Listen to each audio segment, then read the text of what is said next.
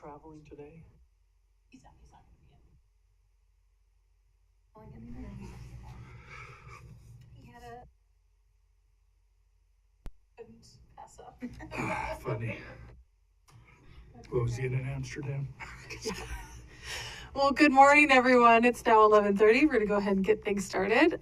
Just for the Commission President's report, I just want to share as a reminder that the Integrated 5-Year Work Plan public hearing is this month, whoop whoop, on the 27th. And we will also be having the public hearing on our pathway policy then as well. So just to kind of get you all geared up for that, and it'll be a really eventful public hearing. So any housekeeping items or questions on the agenda for today?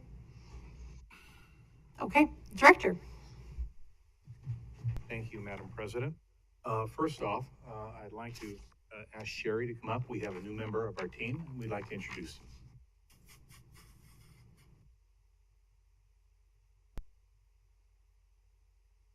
Madam President, Commissioners, thank you so much. Just wanted to take a minute to introduce you to the newest member of our team, Houston Gildersleeve,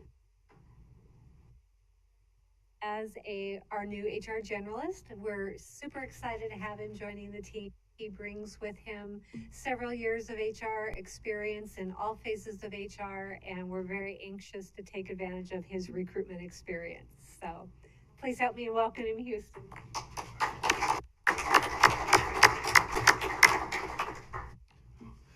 Again, Commissioners, we are excited. So many great people joining the team.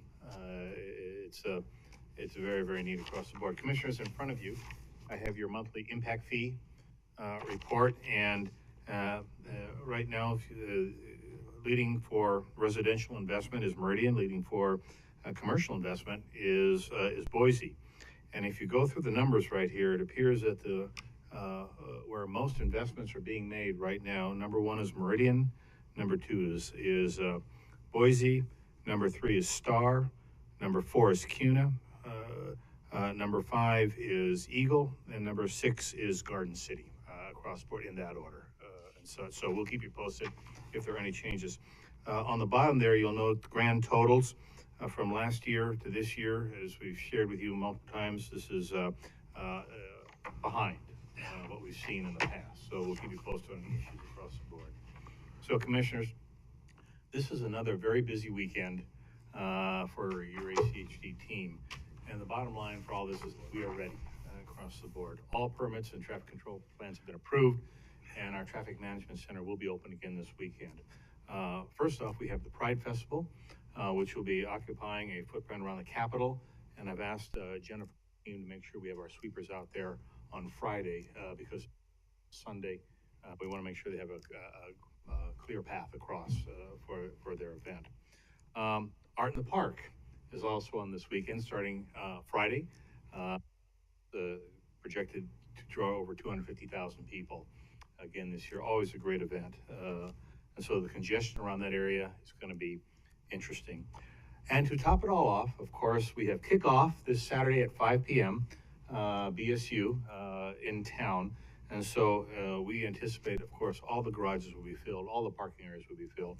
Our traffic team has already worked through all of the permits and controls. So again, we're ready to support whatever it takes. And our TMC, again, will be open, working with law enforcement and all the folks associated with all these projects going on. Also on Saturday, we will be hosting ACHD's 21st charity golf event, with this year's representatives or recipient be the Faces of Hope. And Commissioners, I have every confidence in the world that the team at the Faces of Hope are going to be very happy on Sunday afternoon. So you are all invited to join us. The opening ceremonies at 9 a.m. at Spurwing, and closing event presentations will probably be around 3:30, 4 o'clock that afternoon. So if your schedule permits, please join the team out there. And of course, also on Saturday is a very important date for ACHD. It is Commissioner Goldthorpe's anniversary of his 21st birthday, and we invite you to join him at the break, Madam President, whenever you direct that, to celebrate this incredibly huge milestone with a piece of his favorite cake, carrot cake, and such going forward. Commissioners, the Idaho Walk Bike Alliance's annual transportation conference is Wednesday, October 18th, and it's both in person and virtual. Now, again, it is on a Wednesday and such, so if you do plan to attend, please let Stacy know, and we will take care of all the arrangements, either in person or virtual. And we do have members of our team attending this very, very important conference. So chip seal operations for FY23 is in its final phase, and chip seal it's scheduled, we have a chip seal operation scheduled for this Sunday. We'll keep you posted as how that goes, followed by fog and painting across the board. And we believe we're still targeting mid-September, correct? To be absolutely complete, with a victory party scheduled for the 21st of September. And of course, you are all invited to attend that chip seal victory party. Next Wednesday, we'll also be updating you on both the USTIC and Apple Maintenance Complex projects. Jennifer will walk you through current items to include site renderings and projected costs. We went through this earlier this week. I think you're all going to be very happy and very impressed with how these two major projects are moving forward on. Also, next Wednesday, we will be presenting the first of a series of work sessions led by Commissioner Pickering on all user safety operations here in Ada County, and safety considerations and concepts that ACHD may be able to champion for all of Ada County. This is not going to be a one-stop operation. This is going to be a continuing series of work sessions for all of you. But for this initial work session, the staff will be just starting the conversation. That's it. By laying out some concepts such as the potential of standing up an internal ACHD safety team, no later than 1 October, that targets proactive infrastructure safety innovations from immediate to midterm and long term for the commissioners to consider going forward. The goal there is to attack things before bad things happen and such. So we're excited about this. It'll be one of these series where you're on the floor here. Very interactive amongst all of you as we go forward. Again, our focus here is to provide the commission ideas for discussion and for your determination on any and all next steps. And I want to thank Commissioner Pickering for starting this initiative going forward. So, commissioners, as you know, this year's operational focus is and has been on Accelerate Innovation or LOOS. And all divisions have been very successful in reimagining their operations from top to bottom. I would like to now share with you plans and projects' most recent innovation. For plans and projects, and I want to thank Justin and Ryan right off the bat for spearheading this across the board in coordination with each other. We will be moving our construction operation, our construction team from DTS to plans and projects. In this one initiative, we will provide an integrated one-stop, one-shop, one boss across the entire spectrum of planning, projects, right-of-way, infrastructure, mobility and accessibility, and construction, all in one bucket.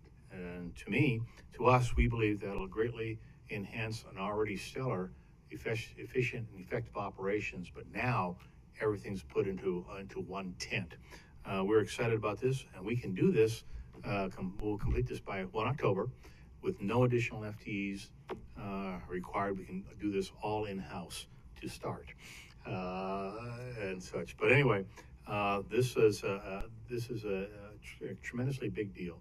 And I will say again that both Ryan and Justin have been instrumental in working with their different groups to make this move not only seamless, but very exciting for their team. So I'm looking forward to the stand-up of this next iteration of plans and projects.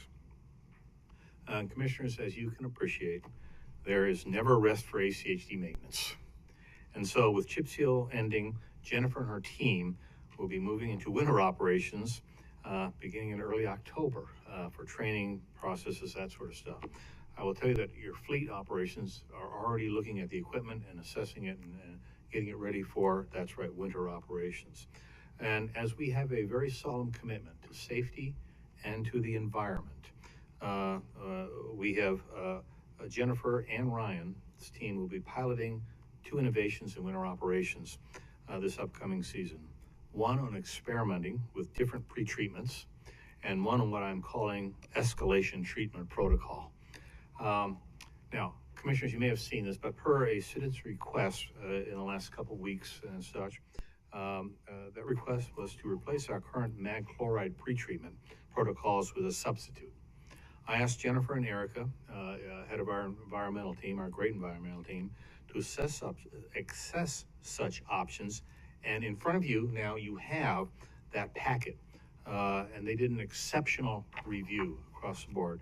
As you turn to maybe I think the second page, third page, you'll see a series of headings with all sorts of different pretreatment options there. And you can, as you can imagine, the complexity, they have looked at every part of that, going down to molecular structure between mag chloride and other recommendations that the citizen and group citizens made. Now, what I can tell you is that after our review, we did find that the citizens' thought did not really take that step above where we are right now. There's pluses and minuses for all of it. But during this examination, our environmental team raised another issue. And that was in other cities looking at a brine mixture as opposed to mag chloride. So we did the homework. We're excited about this. We are going to undertake that opportunity this winter. Now, it's in a pilot protocol going forward. We don't know if our equipment yet is compatible. We're finding out. We don't know if we're going to need additional equipment to make this work. We're finding out. We haven't selected the areas yet where we're going to put the brine mix versus mag chloride down, but we'll have that in front of you shortly. But I think it's always important for us to look at all options across the board, and if there's an opportunity to continue to abide by our solemn commitment of safety for all and ensuring we have we're protecting the environment, these are the steps we have to go through to make sure we're doing everything possible in both areas. Now, again, costs, we don't know yet. Timelines, we don't know across the board, but a complete conversion might be. But we are going to pursue this pilot program, and I'm sure that Jennifer and team will keep you up to speed as to where we are going forward. And I have asked our team members to reach out to the citizens that made the recommendation, to have them come in, and we'll sit down and let them know what we know and let them know where we're going to go in this operation. So a different look and such, but something I think is very important and that we need to do on all options. Additionally, Jennifer will be looking into what I called earlier an escalation protocol when it comes down to pre-treatments. It may not be in the best interest that we pursue a one-size-fits-all sort of perspective. We may want to look at what projected forecasts are, what on-the-ground issues really are, and then adjust our pre-treatment protocols accordingly. We may not need to, if we're using mag chloride, to dispense as much initially as we would for a bigger storm going forward. So I've asked them, both Ryan and Jennifer, to look at this, determine what they believe would be the appropriate escalation protocols going forward when it comes down to winter operations. And I kind of believe that that may also add in our commitment to safe operations and ensuring we're being environmentally smart when it comes down to winter ops across the board. And so this is something we're going to look at. It's different, it's new, but it's all part of accelerating innovation or lose. And so it may be a complete bust, I don't know, but we need to try and take a look at that going forward. As I follow on to this year's Accelerate Innovation or Lose focus, I'll be presenting to you in the near future my thoughts on what I'm calling the 7 operational imperatives for FY24 for your considerations sometime in the near future. And then finally, Commissioners, this Friday is also a very important day here at the Ada County Highway District. We will be celebrating Sherry's 25th anniversary with ACHD, and I attest to you all what an amazing superstar. And we are so grateful for all the things that she does on a day-to-day basis, which a lot of us really have no idea and don't want to know when it's all said and done. But she's amazing. And so we'll be doing a good event on Friday to celebrate this superstar's amazing tenure here at the district. So commissioners, with that, that is my director's report for today. Commissioner Pickering, whenever you like, we can cake or later, or whatever you prefer, but I'll stand for any questions if you have. No, I just want to say thank you, Director, for that excellent update. Very proud of the team and all the work that we're doing. It's really exciting. Commissioners, any questions for the Director? Commissioner McKinney? Madam President, yes, Director, just one question back on the impact fee summary. In the past, we have had an impact fee surplus at many times, and I'm just curious where that stands right now. I don't know if you necessarily have that number with you, but at some point today, I'd just like to know for my information where we stand on. We do have a surplus, about $10 million. Okay. Correct? Yeah, at this point. But as I've shared with the commission, again, our expectation of what we thought we were going to receive this year did not occur. And as you know, we lowered that about 2 months ago, something to that effect and such. But it's about $10 million. Okay, thank you. Any other questions? Well, thank you, Director. All right, we'll be at ease until noon, and let's go on and celebrate Commissioner Goldthorpe's impending birthday. Yeah.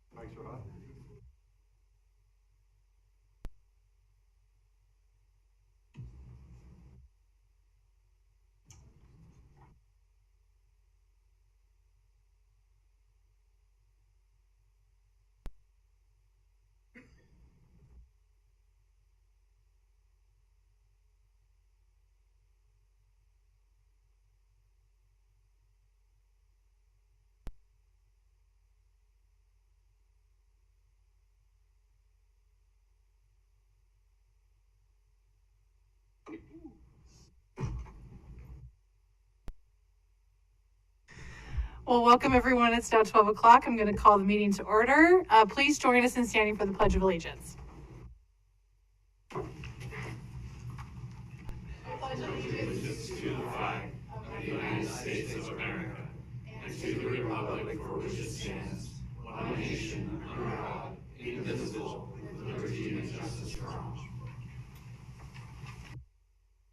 All right, thank you for everyone that's here in person and joining us online. The first order of business is to adopt the agenda. So moved. Second. Been moved and seconded. Any discussion? All those in favor say aye. Aye. Aye. Any opposed? Motion carries. The next order of business is to adopt the consent agenda. Items on the consent agenda are considered routine and are action items unless otherwise.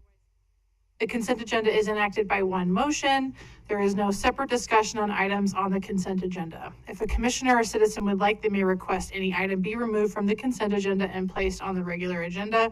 If we do not have any of those requests, I will entertain a motion to approve the consent agenda.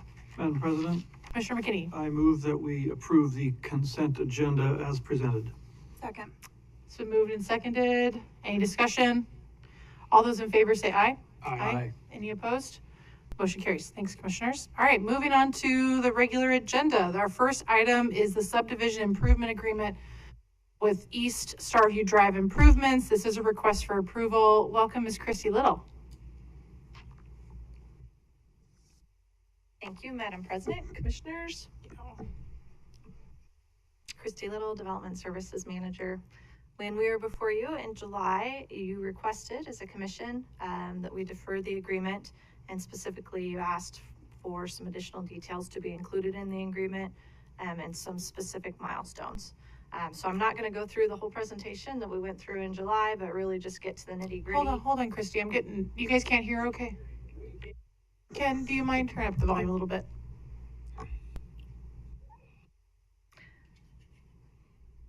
It is you. There we go. Thank you. Go ahead, Christy. Okay. Loud enough.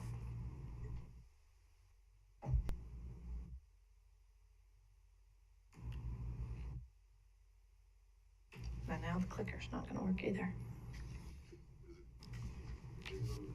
Yep, it's green on the side.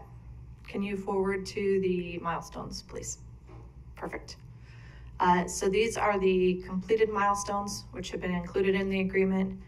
And the commission did specifically ask for some of these. So time for completion, plan approval, procurement of the retaining wall material, and the contract is in place. All of these have been completed, but we felt just necessary to show the whole picture. That's why they're in the agreement. The remainder of the milestones that are included in the agreement talk about notice of intent to proceed, the construction start date, the work on Warm Springs and Starview, substantial completion of the wall, and then of course there's that December 31st, 2024 end date in which the project is required to be substantially complete. Our general counsel spent a considerable amount of time working through these milestones. He's comfortable that these meet the direction that the commission set forth in July. There is a recommended edit. I guess I should pause for a minute and thank David Binion. He was voluntold to do a thorough review of the agreement, and I know he spent considerable time on the multiple drafts and appreciate his review. His one comment had to do with section 3.2 and how the Warm Springs Homeowners Association Board would be notified So for this to actually work, I believe, just for clarification, that I would request that the board provide names and email addresses for those board members to me. And as it wouldn't just be,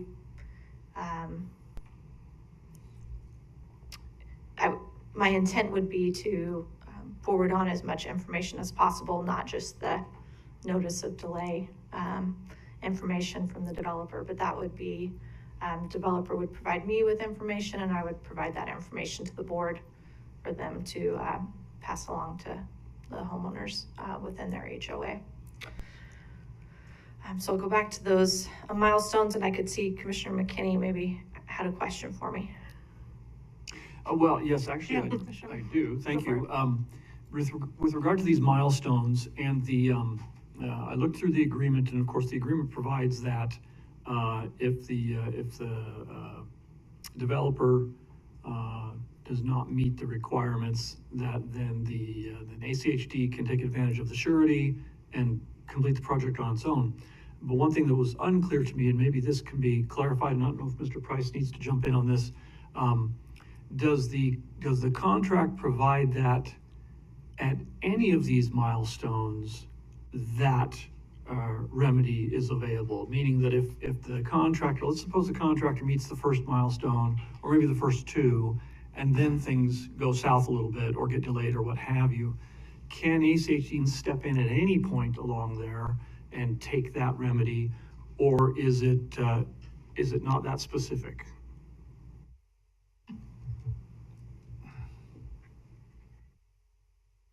Good afternoon, Commissioners.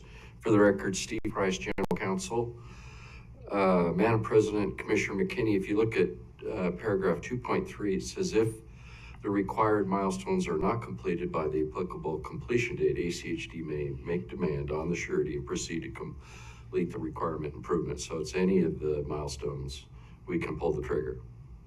Okay, well, because that language, when I read that, if the milestones aren't met, that's talking about all of them. It doesn't say Arguably. with any specific milestone not met. I wonder if we maybe need to be a bit more specific We can put the, there. if any of the required. And of course, in such a case, if partial work has been completed, and then we get to a point where the milestones are not being met, then of course the total amount of the surety may not be applicable. And so then of course, pro rata share or whatever, and I didn't see that was included in there either of the I possibilities. believe it is. It's in our discretion. ACHD may in its discretion grant a reduction of the surety if a substantial portion of the required improvements have been satisfactorily constructed and inspected by us. Okay, that's good. All right. So then, yeah, I think it would be good to make that change that you mentioned just a moment ago. Thank you. Thanks, Steve. So I do have, in terms of those changes, I would review that again if you make such a motion. And then the language that Christy had indicated about providing immediate notice to the neighborhood association, we can include that too. And that's something we can handle through our motion right here. Both We of don't those need you to can. restart the process again. Yep. Okay. Yeah, And you simply in the motion, you can say, you direct staff to make the changes to paragraph 2.3 and 3.2 as provided direction by the commission today. You don't need to get in the language, I'll do that. Great, thank you. So, go ahead, Christy. Madam President, also for clarification, I know there were some questions from neighbors at the last meeting or regarding an escrow in lieu of a surety bond. For a development type of project, we have this money. There is no having to go through insurance. There is no having to do anything. If the developer defaults, that money is in the bank and is ours. There's no arguing. It just is what it is. And this is the mechanism that ACHD uses with development projects. Thanks, Christy. So I only have one question, and that's You know, one discussion point that we had last time we talked about this was the window of time to complete the project and whether or not the impacts to the school bus route, there was some confusion about what those hard deadlines were. So I know that you chatted with some folks. So could you shed some light around what that window of opportunity is? And is there any flexibility to, if we can block off the road to continue doing that project, is that gonna be okay with the school district? Madam President, Commissioners, we actually reframed the conversation here within our staff. Just knowing how difficult it is to reach parents at the beginning of a school year versus at the end of a school year. So we flipped it and are starting the Warm Springs project 2 weeks prior. I mean, they have the ability to close Warm Springs 2 weeks prior to school at the end of the school year. What this does, obviously, is gives us better opportunity for communication to the entire school community, rather than trying to trip on our feet at the beginning of the school year and not knowing which parents and students were missing. So that's how we address that. That's fabulous. Thank you. Any other questions for staff? Okay, Thank you. thank you. Do we need to chat with any, I mean, is, We do have some people signed up. Mr. Flutterjung. okay. Welcome, welcome. Please state your name and address for the record, please. Madam President, Commissioners, my name is Mark Flutterjohann. My address is 2022 South Ridge Point Way. And I brought today, it was part of the agenda. I'm not sure it was on the agenda this time, but it was previously. This is a payment app from CPC to M3. And what this shows is the date the original contract was signed, which is up here, April 5th, 2022. And this is the contract between CPC and M3. Down here is the date this was notarized, which was January of 2023. Here it shows the original contract amount, which is $2,799,000. So really $2.8 million. The next line says net changes in the work, which is $496,831, which puts the total for the project at basically $3.3 million. Not $3 million as was represented by M3 in the July meeting. I went back and looked at the video, and that's what was represented. So in 9 months, you've had a nearly 20% increase in the cost of the project. You haven't moved any dirt, you haven't done any construction, and I feel like your contingency isn't going to meet unforeseen conditions. So if they start digging on the hill and they find Indian artifacts, they have to go through a whole process there. Your contingency doesn't cover all of those things. And you've already seen a 20% increase in the cost of the project in less than a year. So I would like you to reconsider how much your contingency is on this project and how much the bond is really should be. And I don't think your bond is even 10% now of what the total price of the contract is. So I can leave these copies with you if you'd like to look at them. But like I said, it was part of the agreement earlier.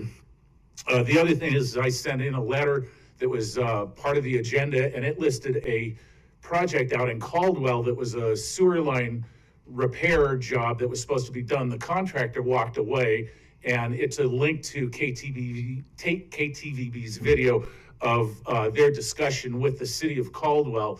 And they've been waiting 6 months for the road to be fixed since the contractor walked away. The city still doesn't have the money.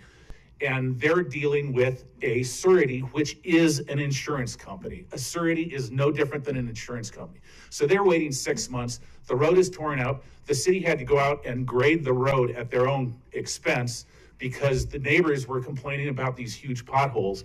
And I fear that we're going to get into the same situation again. So that's why I think that a cash escrow account is more effective, because you basically have the cash in a bank account and there's somebody who controls that cash and then provides that cash back to ACHD as they move forward with the project. The last thing I'd like to say is if the contractor walks away in the middle of the project, your costs are going to be a lot higher than what Caldwell is facing. And I would hope that maybe you'd reach out to Caldwell to find out what their costs have been administratively and trying to get their money back. But if that hill has been partially devegetated and has been dug part way, you have a real risk of slides and a lot of extra cost that you're going to incur if you have to stabilize that hill before you go through the year and a half or 2 years to find another contractor. And I'd like you to consider that for the bond as far as what the bond value is. I really think that the value you're looking at for the bond is way short of what your liabilities could be on this project. Thank you for your time. Thank you, sir. Christy, do you want to respond to his 3 points at all, or? I'm sorry, Madam President, just from a protocol standpoint, the developer is here and he should think I was have actually gone after me and he Yes. can address those. Thank you. It's all right. Sir, do you want to come on up?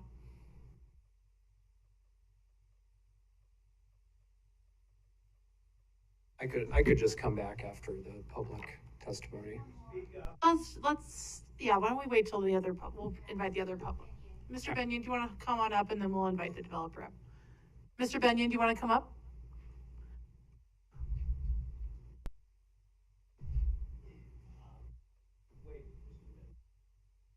Okay. You want to, Mr. Tate, do you want to come on up? Thank you.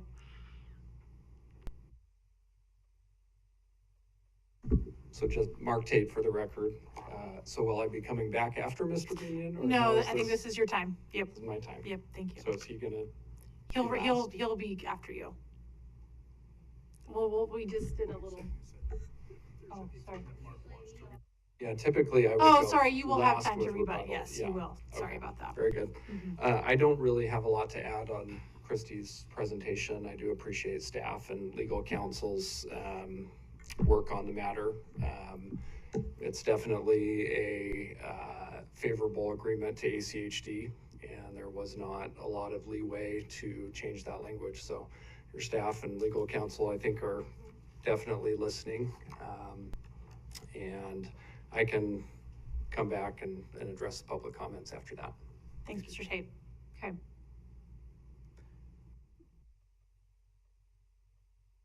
Okay, Mr. Benyon, we have you up.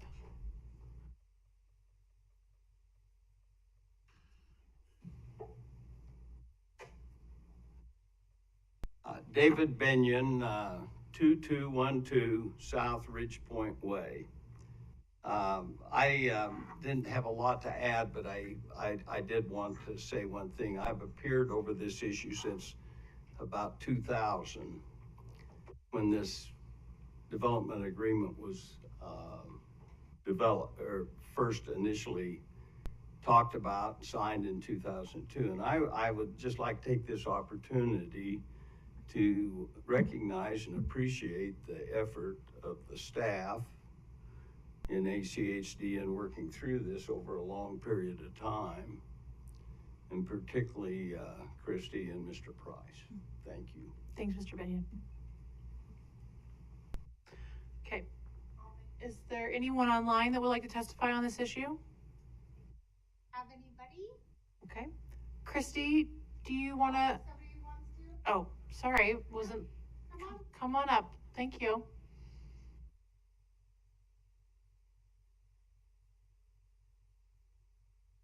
My name is Stephen Allen. I live at 2075 South Ridgeview Way, about a block or so away from the road. My wife and I have lived there for 33 years. Of interest to me yesterday in the mailbox was a flyer for a lot that was for sale in the section that said contest right now over the road for $650,000. I see no sign that things have been held back on the selling of lots or any other holdback on the top. That's just from my personal view. As I told you last time I was here, I was the Vice President and Contract Compliance Officer for Morrison Knudsen for 35 years. I managed the majority of our prime contracts and oversaw subcontract agreements. We had many of them with developers before I was put in that position. The vast majority of the issues that we had in our company were with developers. With all due respect to Mark, I called them dreamers, and none of them had any money. So they would come to us with a big dream to put a railroad in or another big development. They wanted us to finance the work. They wanted us to do a great deal of things, but they never really showed up with the cash. We had many defaults from developers. Over my course of working with the company, probably 15 or 20 defaults from developers. And at least, I'm guessing now, I didn't really go back and look at my records, at least 20% of them had provided a bond, performance or payment bonds, and at least 20% of them, of the bonding companies, turned out to be a telephone company or telephone in a storage unit someplace in New Jersey. So there was really no bond. It was just a blank piece of paper that was printed very nicely. So the question I have, I think, for the board here, or maybe perhaps your legal counsel, has there been any effort to, in terms of due diligence, to see if that bond is really a valid document? And if there isn't, then the comment was made just before about some sort of a cash escrow would be your only option.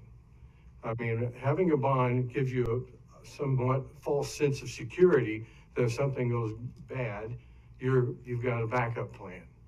But not all of them are real.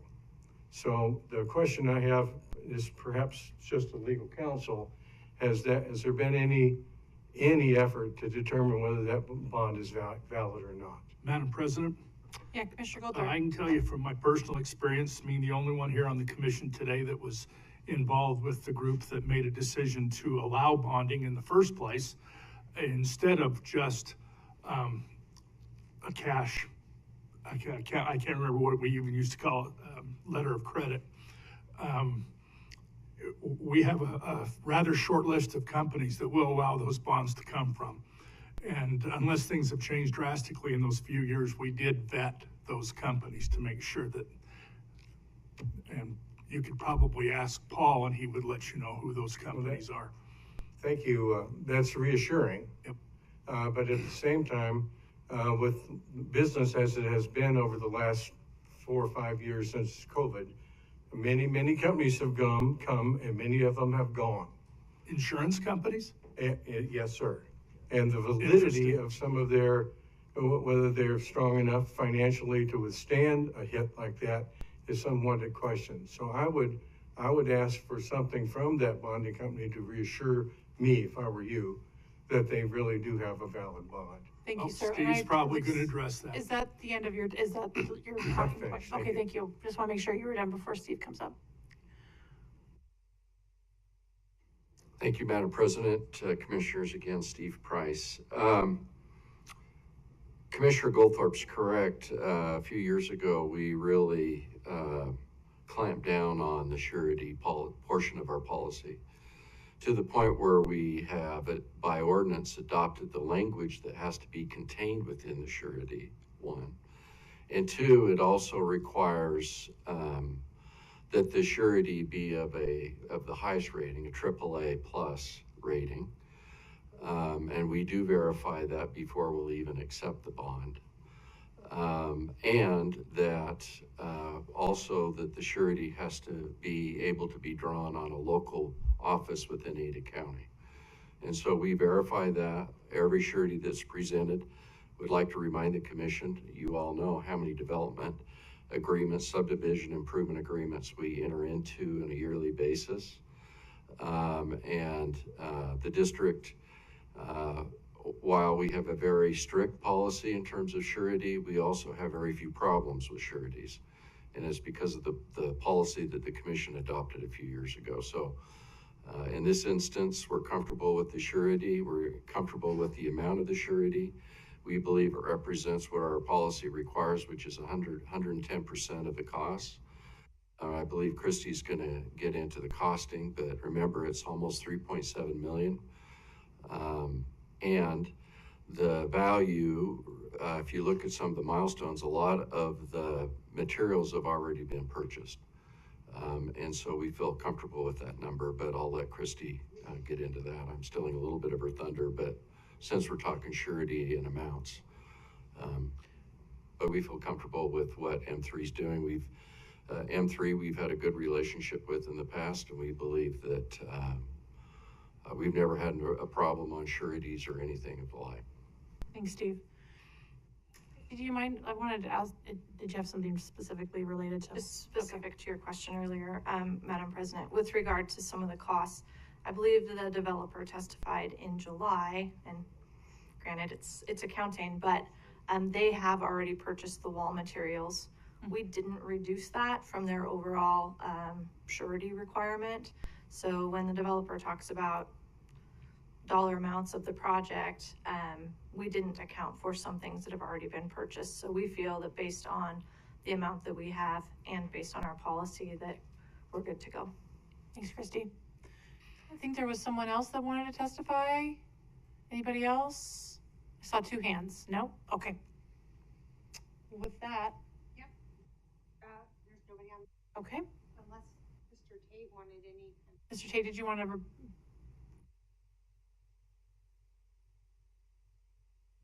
Mark Tate again for the record. I think Steve and Christy addressed both of the concerns that I heard adequately. I think, not to be flippant, but we'd also be happy to hand you a $3 million check and let you guys build the project, but you know, that's not in the cards. So we are doing everything that we can to move this project forward. We're working with contractors right now on schedules to get started as soon as possible. So it's a very, very real project.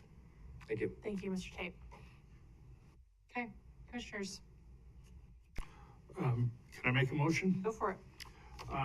I would make a motion that we approve the subdivision improvement agreement for the East Starview Drive improvements. With the changes, Yes, with the changes that Commissioner Paragraphs 2.3 and 3.2. 2.3 and 2.2. 3.2. 3.2. Thanks. I will second that motion. It's been moved and seconded. Any discussion? Just want to say thank you, staff. Thank you, Mr. Tate. Thank you for the neighborhood for being engaged and showing up today and giving us just your thoughts on how we can make sure that this project goes smoothly and that it gets built, right? I think that's what we all want to see. All of us want that shared goal. So is there anything else with that? All those in favor say aye. Aye. Aye. Any opposed? Motion carries. Thank you. All right, moving on to item number 2, the master street map update. This is Emerald Street on Cole to Orchard modification. Mr. Ensign.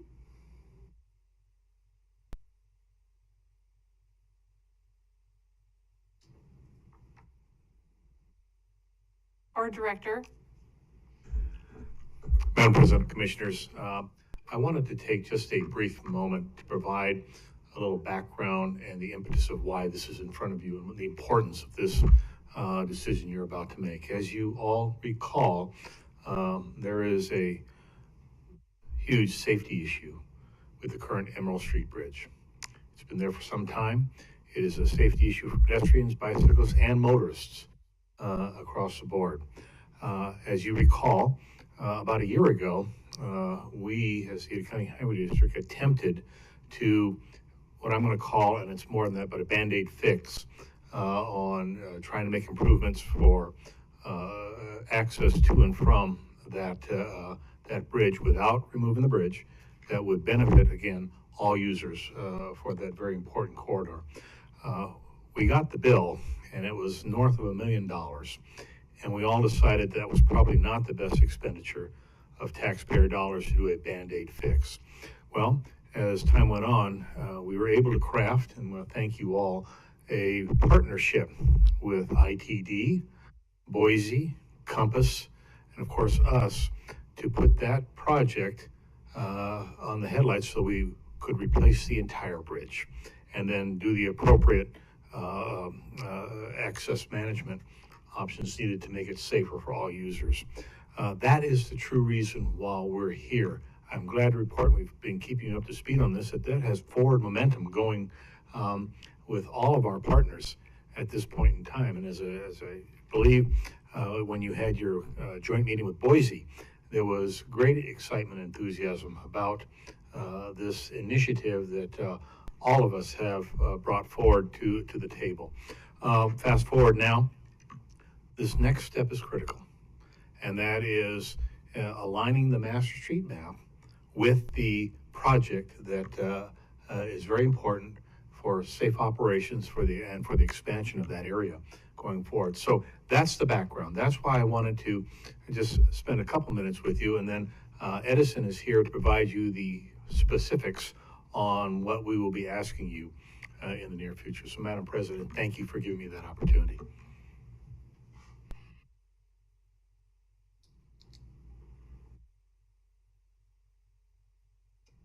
For the Record Commission, Edison Bautista, ACHD Senior Transportation Planner.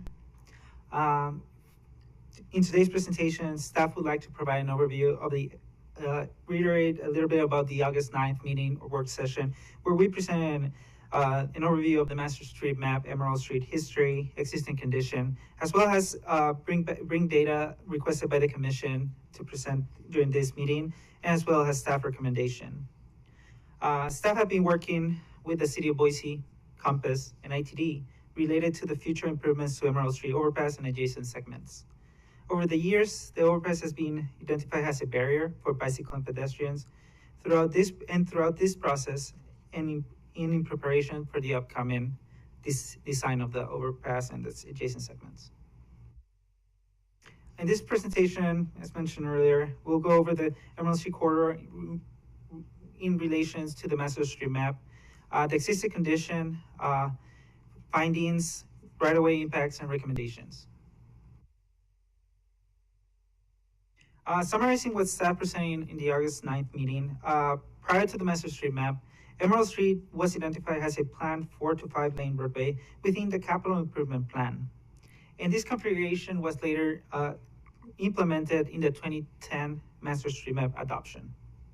Since then, the corridor has remained consistent with no significant changes or modifications to its configuration.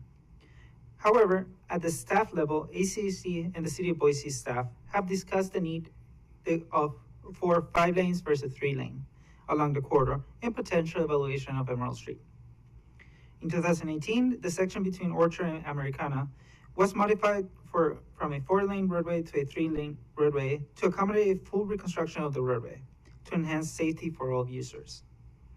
In 2022 and 2023, ACHD staff, City of Boise, Compass, and ITD began conversations and reviews of the Emerald Street project and its overpass.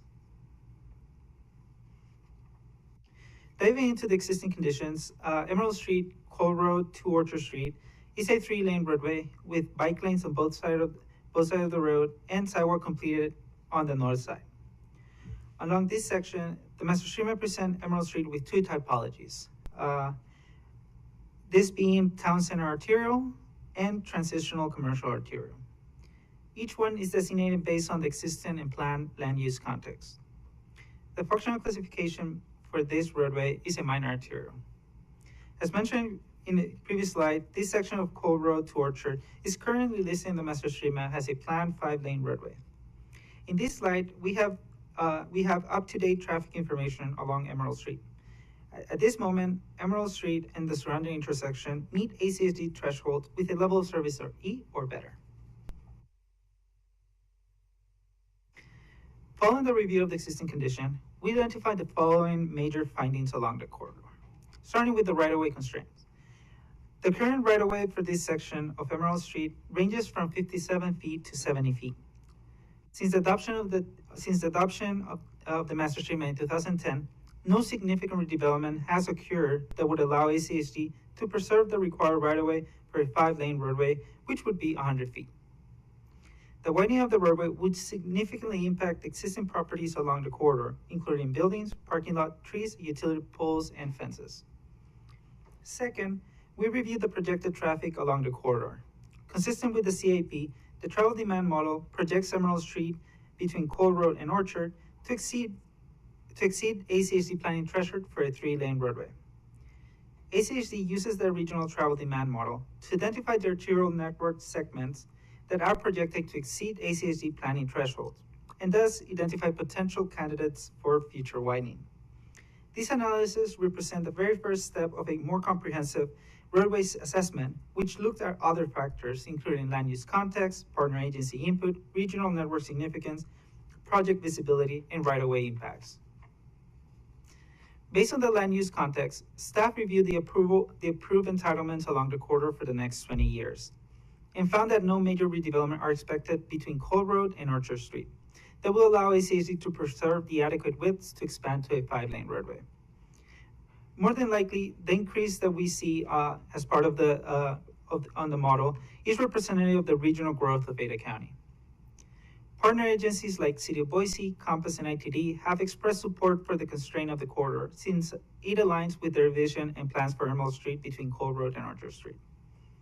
Based on this finding and the review of existing conditions and the coordination between the City of Boise, between ACHD, City of Boise, Compass, and ITD, staff found the section of Cole Road to Orchard is not feasible for a 5-lane roadway. In summary, due to the timing and the planned improvements to the Emerald Street overpass and adjacent segment, this is an opportunity to improve the existing infrastructure, create a key regional connection through the Emerald Street overpass, and enhance safety for all users. With this, staff recommends the amendment of the master street map to constrain Emerald Street, Cole Road to Orchard Street to a 3-lane roadway and continue to preserve right-of-way for bicycle and pedestrian improvements. And with this, I conclude my presentation.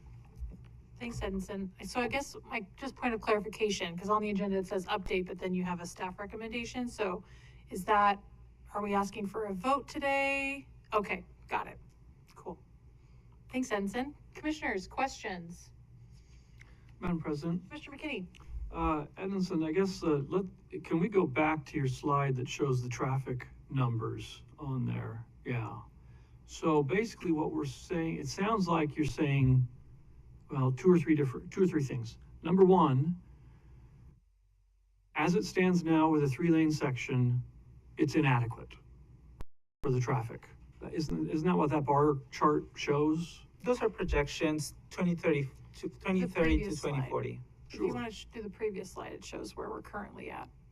With in the level of service E or better. E is failing, so that just means we're failing or better. To me, that doesn't tell me anything. Well, with according to ACHD policy and standards, we categorize level C, E or better as acceptable standards, while F being the one where we have the threshold for failing. Okay, but then, okay, go to the next slide. So looking at this one though, it's showing that we are, we're beyond capacity without question. And so what the plan here, what we're saying is, okay, it's 3 lanes now. We're gonna make that permanent, and we're never gonna make it more than 3 lanes because it's gonna be hard to get the right of way to do that. But we're just saying, yeah, let's go ahead and accept that and keep it that way and let it be a failing roadway during the peak hour. Isn't that essentially what we're saying? Yeah, Madam President, Commissioner McKinney, yes. That and just to expand a little bit on that, it is this is not a unique situation for ACHD in general. In the CIP, we have a constraint corridor map as well, where we show segments that will be in their ultimate build out that after 2040 projections show they will exceed their capacity. So it's not unusual to see this scenario in this case, and so it would be something that the commission and staff have reviewed in the past and have taken action towards. Is it accurate to say that looking at the existing conditions box there, there's no place along this segment where we have more than 70 feet of right-of-way? Is that what that's saying? Madam President, Commissioner McKinney, correct. Okay. So if we were to expand to a 5-lane section in the future, we would have to acquire a lot of right-of-way, right? And that's going to be very expensive, correct? Okay. And your comment about, there's no currently planned redevelopment that would give us an opportunity to acquire right-of-way without going through the the more complicated processes such as condemnation and so on. Is that what that's saying? President, Commissioner McKinney, that's what the data is showing at this moment in time. Okay. So the truth is, you know, I look at this and I say, yeah, traffic kind of says we need more than a 3-lane section. The money says, gosh, a 5-lane section is going to be really expensive and really difficult to do. And of course, building a 4-lane bridge versus a 2-lane bridge is a dramatic change in cost. And so I can understand all the competing concerns and interests here. The one thing that strikes me, though, is once we change the master street map to say, yeah, we're abandoning any idea of a 5-lane section here, once you let it go, it's kind of gone forever. It's not one of those things where you can come back later on and say, you know what, we really need to do the 5-lane section because development's going to happen. It'll only get more difficult if in the future we decide, yeah, we really need 5 lanes here, 3 lanes isn't enough. What happens in the meantime? Part of it is I think of, for example, Eagle Road, which was not done with really, in my opinion, the right kind of forethought about what development can and will likely do to this roadway. So it was designed one way and it doesn't function exactly as planned simply because they underestimated what was going to happen in the future. This corridor is a very busy corridor, and it's midway, you know, it's east-west, and it's midway between Franklin Road and Fairview, both two very, very busy arterials. And if this one stays a 3-lane, our projections are saying, yeah, it's failing. It can't handle the peak hour traffic. And if we change, I don't know, and I have to admit, I apologize, I'm kind of rambling here because that's my concern, that once we take this away and say, yeah, we're only going to say a 3-lane section, we've kind of, the die is cast, and we don't really have a good option to go back in the future and fix this if it turns out to be a mistake. That's my concern here. And really, at the moment, I'm just trying to voice that concern because I don't know that I have the answer. I'm just hesitant to say, because even if we're going to build a new bridge over the connector, and the bridge is needed, and I completely understand that. You know, we're not planning for a 5-lane section, so we build the bridge that we need now, and we go ahead with that. My concern is that if we completely eliminate any possibility for a bigger expansion in the future, we tie our hands in the future, and that concerns me. So I'm happy to hear other people's comments on that, but that's my concern. Any questions for Mr. Bautista? No questions, but I have comments. Commissioner Goldthorpe. The comments have to do with, probably directly with what Commissioner McKinney was just saying. We are considering this. Well, we started the consideration for this corridor some years ago. And this corridor was decided with the agreement of every single party and partner to it, which was every one of them imaginable, including our committees, that this was going to be a corridor for mobility for all users. And we've done a great job of creating it segment after segment from Americana clear over to Pine Street and Meridian. And this part has failed because we didn't have anything to do with the bridge. Now we've basically overcome that, and it's coming in the future, hopefully sooner than later. But what we are faced with as an agency and as a commission is the law, and the law basically says that we're going to ultimately do what the city of Boise wants us to do with this corridor, insofar as the boundaries of the city of Boise are concerned. And what they want is what we're discussing today. We either go ahead and approve this and try to make it work as well as we can, or we're faced with getting a report from a future city council meeting that says, ACHD, this is what you're going to do. Sorry you didn't like it, but this is what you're going to do. Now, Steve, correct me if I'm wrong in that assumption. And we're trying to avoid getting those emails or reports from city councils when we do what we're doing with this corridor, with virtually every other project that we have in our county. Again, good afternoon, commissioners. For the record, Steve Price, General Counsel. I think there's a misunderstanding in the development portion. The cities do have the final authority to approve development. But when we're redoing our own projects, we retain exclusive supervisory control and we control those roads. So we're the final say maker on this particular project. On this particular project. On this particular one, yes. Anything else? Okay. Madam President, Commissioner McKinney? let me throw out a question, and I don't know who on staff can answer this question. And the question is, on the one hand, what's the potential downside of not approving this? And what's the potential downside of approving this? And that's how, from a development standpoint, for example, if, and while Justin's coming up, if, for example, we don't change the master street map here, what does that do? And if we, for example, we've got plans and things we want to do. We want to build a new bridge. We want to do a variety of things. We don't currently have a plan to actually build a 5-lane section here.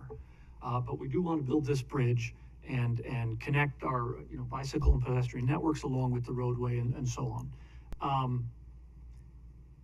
Can we not go forward with what our current plans are without changing the master street map because of the potential that changing the master street map might tie our hands in the future? That's my question.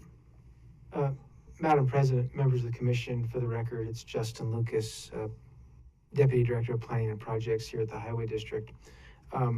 Really appreciate all the comments today from the commissioners and the questions, and these can be challenging questions, and it's true that at times we have to make decisions with the best information we have available.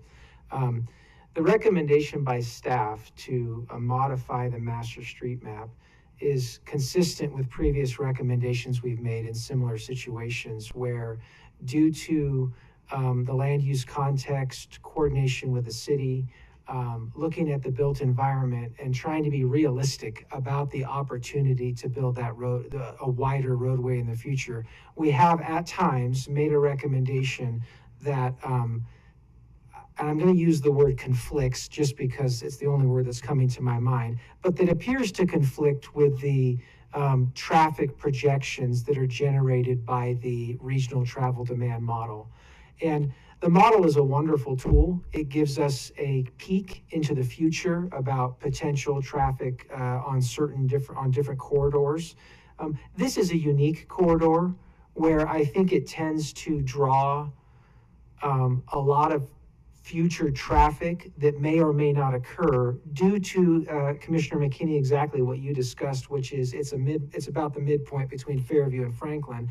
And as those corridors load up within the model and they take those trips tend to be redistributed as those corridors get busier to other corridors.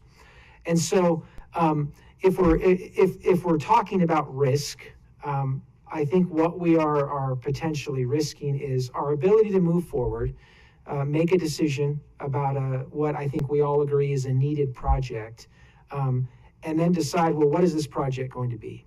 Is it going to be, as you clearly asked, is it going to be a 4-lane bridge or a 2-lane bridge? And this is really a big driver in this discussion. If we were to go forward based on the current master street map and the CIP, staff would be recommending, based on those documents as they currently stand, a 4-lane bridge. And I can say with pretty much a certainty that the city of Boise would not support a 4-lane bridge at this location. The connecting land uses would not support a 4-lane bridge at this location due to the constraints. So you'd essentially have a 4-lane bridge connecting into a 3-lane cross section. And so we look at all these factors and we try to make the best recommendation that we possibly can. Is there in the future potentially going to be higher vehicular demand on Emerald Street than a 3-lane section can accommodate? I think our model would tell us it appears that way. Is that situation completely unique to this corridor? No, it is not. No, it is not. And are there other factors such as pedestrian bicycle mobility, potential transit use in the future, the specific land uses in this area that we can and do take into account to make this recommendation? Yes, there are. And so I wish I had a perfect answer, but I mean, we come before you with the staff, weighing the variables as they stand with the best information that we have. We make a recommendation, and ultimately it's up to the commission to decide how to move forward. If indeed you wanted to direct us to move forward with a 2-lane bridge and a 3-lane roadway without modifying the master street map, we could certainly do that. I think it would be, the one, I think, downside of that, Commissioner, is we would then be projecting future traffic on this corridor someday to get to 5 lanes. And I don't think I think that's where staff would be concerned, is because we would be assuming someday that this is going to be widened. And if we build a bridge at 2 lanes today, these structures last 80 years, potentially, maybe more. And I think it becomes difficult for us to then say, yes, we should be projecting traffic on this corridor for a 5-lane section going forward. If that's one, that would be what I would answer. Madam President, if I may. Justin, so your concept though, your suggestion though, and it's kind of where my mind is taking me at the moment. Let's not change the master street map. Let's go forward with the plan, build ourselves the bridge that corresponds to a 3-lane section. Bridges can be widened. I used to be a bridge designer. I mean, you can take a bridge that's this many lanes and make it wider. That's expensive, but building a 5-lane section in the future would be very expensive as well. And in fact, the bridge cost would be just a small portion of what it would cost to expand. And so if we say right now, okay, we don't have a plan to build a 5-lane section, we don't have any specific plan to do so, but we want to allow for the possibility that maybe someday in the future, there's really the need and we're able to get the money, what have you. I always like to leave doors open rather than closing them. And I feel like if we change the master street map, we're just closing the door and saying, this is never a possibility. Whereas, why can't we go forward with our current plans without changing the master street map?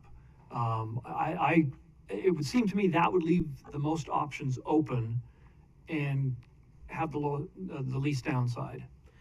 And commissioners, if that's the commission's direction, we can move forward on that path. Staff brought you a recommendation today, and we're here to take your direction. Thank you, Justin. Thank you, Ensign. Justin, you're really good at explaining. Both of you are very good at explaining this, but I think I'm going to put it a little bit more bluntly. To not approve staff's recommendation, it really puts us at odds with what we're talking about improving with the Emerald Street Bridge.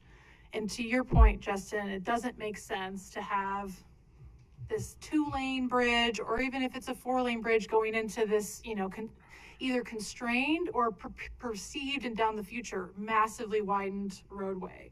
And so I think what you're asking, I don't know why the discussion has gotten super specific, but I feel like this is a really common sense request, especially looking at the corridor that we're talking about of Emerald and the commercial and the resident, like there's multifamily housing on one side, there's lots of businesses right up against the sidewalk or lack of sidewalk in some cases in that corridor. To even entertain the idea of actually widening it, we would have to condemn businesses. It would be a massive expense and just completely unreasonable. And I don't think not only the city, but I think our constituents, especially since that's my district, would be unaccepting of that alternative.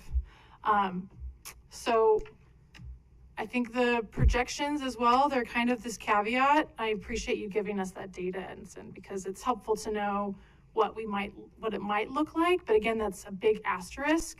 We also have a lot of other corridors around there that people use, depending on where they want to get to.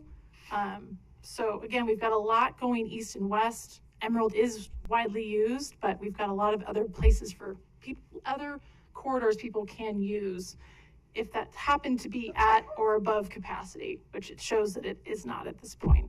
So, is any other questions that have not been shared already, or are we ready to make a motion? I'm ready to make a motion. All right, Commissioner Goldthorpe. Yeah, I would move that we approve the master street map update at Emerald Street, Cole Road to the Orchard modification. I'll second. It's been moved and seconded. Any other discussion? Yeah, I have a little bit Commissioner of Goldthorpe. discussion. Normally, I am one who is absolutely against making it so that we don't have any options to widen a road. To do some of the constraining we've done within wider right-of-way parameters, I'm all for. This is not one of them, for all the reasons we've discussed today, and for the historical reasons that we set up this mobility corridor along Emerald Road. So that's why I made the motion. Thanks. Yeah, I just don't see any, aside from a massive sinkhole or something, right? Like taking a huge chunk of Emerald there. I just don't see widening in any realm of the future, given the uses, the land use design, I mean, just all of that. So again, this is a pretty simple request, and I appreciate staff presenting that so that all the stars align so that we can pursue funding to get that bridge fixed. So appreciate it. All right, all those in favor say aye. Aye. Aye. Any opposed? No. Motion carries. Thanks, Edinson. All right. Last item on the regular agenda, the condemnation for parcel 10. Is it Property I LLC? Property 1? Property 1? I couldn't tell with the font. I think it is Archland 1. Archland Property 1. McDonald's. Yeah. Thank you, Mr. Serdar.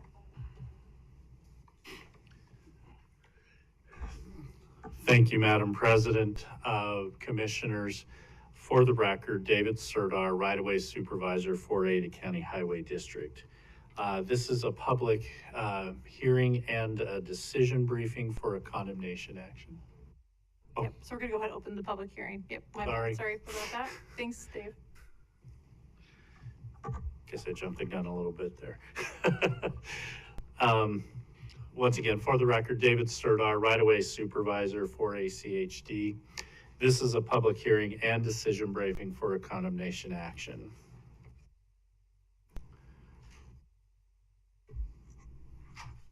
The property is on Eagle Road and State Intersection Project. It is owned by Archland Property 1 LLC. This is more commonly known as the McDonald's on the corner. So the construction is scheduled on this project to begin in fiscal year 24. This is the vicinity map of the location. As we can see, Plaza Street is on the south of the property there.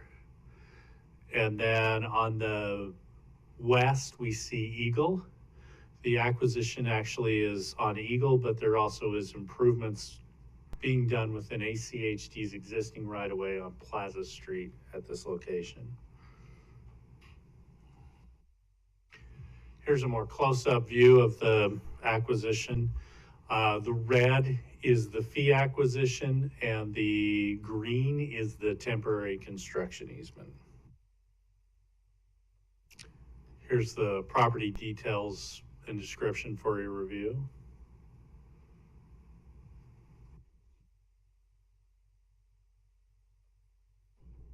Negotiations began on April 27th, 2023, when an offer package was mailed. ACHD has had multiple back and forth email communication with the McDonald's representatives. ACHD has also met on location with the owners and with the McDonald's representatives. Access and signage were the big points of the negotiation. ACHD did agree to some signage changes. McDonald's is a large corporation, and so far their timetable for responses has not met our project schedule. ACHD does need to move forward with this condemnation to ensure that we have access at the time of construction. It is staff recommendation that we declare that the acquisition area is necessary for the project as right-of-way and public use, authorize the staff to proceed with the condemnation action, and execute an order of condemnation for the acquisition area. I want to remind the commission, as always, ACHD staff and legal will continue discussions through the condemnation process. And we do have capital projects and legal here to answer any technical or legal questions. I will remain standing for any questions. Thanks, Dave. Commissioner McKinney? Madam President, Dave, what is the acquisition cost we're talking about for this property? Just under $26,500. Okay, and that offer has been made to the property owner? Correct. That's what was mailed on the 27th of April. Okay, thank you. Any other questions for staff? Thanks, Mr. Serdar. Is there anyone here that would like to testify on this issue? Okay, thank you. All right, we're gonna go ahead and close the public hearing. Commissioners, Madam President, Commissioner Goldthorpe. I would make a motion that we authorize the order of condemnation for parcel 10 Archland Property 1 LLC, McDonald's at Eagle and State. Second. Second. It's been moved and seconded. Any discussion? All those in favor say aye. Aye. Any opposed? Motion carries. Thanks, Dave. All right, moving on to public communications. Does any member of the public wish to address the commission at this time? All right, well, with that, meeting is adjourned. Then we're gonna roll into our post-commission agenda. And welcome, City of Eagle. We're excited to have you guys. And Old Park Place, welcome, Nicole. Good afternoon, Commissioners. My name is Nicole Brent-Spencer. I'm the Director of Long Range Planning and Capital Projects for the City of Eagle. Today, and I did have a presentation I sent over. Let's see if we get there. And thanks for being patient. Oh, goodness. Well, the last one was about us too. So today I'm here to present to you the design finalization for the Old Park Place extension. We recognize this isn't a decision item, but we want to make sure that as we've been going through the design of this project that we're in lockstep with ACHD. We've had quite a few conversations back and forth to get to this design with your staff, and we're very excited to see that we're ready to go to the next step. So just to kind of give you an understanding, Old Park Place Extension connects Old Park from the terminus at Aiken Street south to the intersection at Plaza Drive and Eagle Road. We felt that this was an important project for the City of Eagle as it increases our connectivity to downtown, provides an alternative trip distribution within downtown on the west side of Eagle Road, which is the unique thing. A lot of our connectivity is on the east side of Eagle Road, but this gives us some connection on the west side of Eagle Road. It's a better utilization of a signalized and full access intersection versus Aiken Street with the downtown mobility improvements. I never know what to call it anymore. State and Eagle intersection. Aiken Street becomes a right in, right out only intersection, and this actually is a signalized full access intersection. It gives us longer street lengths for stacking. As we know, those signals, as we're getting closer to the highway, tend to have a little bit more demand for stacking. And it preserves the historic trees and reduces impacts to the adjacent property owners. So we're actually able to use some city property to provide this alternative connection, look at only acquiring land from two places, reduce the number of demand for widening of right-of-way on Eagle Road to kind of offset this. So as you may remember, in July of 21, we came and talked to you about this, and just to kind of give you an understanding of what we're talking about, the blue line is the Old Park Place extension, so it connects from Aiken Street south to Plaza Drive to the signal. Aiken Street in the future between at Eagle Road becomes right in, right out on both sides. So really this is that ability to kind of create a quadrant intersection on the west side of Eagle Road. While we recognize Aikens does provide that right turn movement southbound, we feel that the signal and the stacking depth here actually creates a better atmosphere for turning. It really pulls some of that demand off some of those adjacent businesses to have those cars stacked in front of them with limited options for motion. Somebody takes an intersection and they're like, where do I go now? They're forced at this point in time onto Eagle Road, where we can provide them some alternatives to go down to Plaza and come back through downtown versus just going onto Eagle Road.